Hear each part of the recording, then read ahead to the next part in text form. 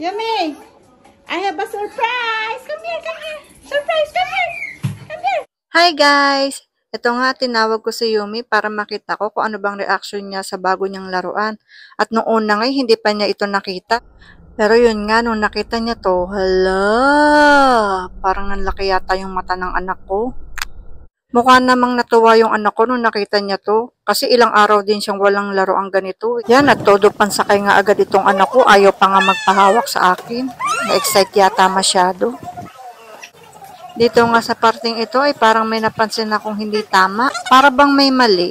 Kaya tiningnan ko maigi at yun nga, may mali nga. Mali pala yung pagkakakabit ko ng gulong kaya pala medyo natutumba siya kapag nasakay siya sa bandang dulo nito. Kaya ayan, inayos ko na muna.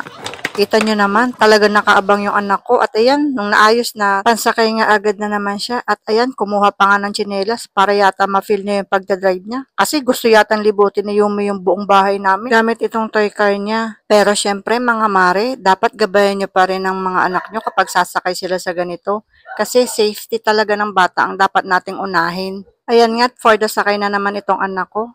Parang napaghahalata tuloy na nagustuhan niya itong nabili ko. Siyempre, ako, natutuwa naman ako.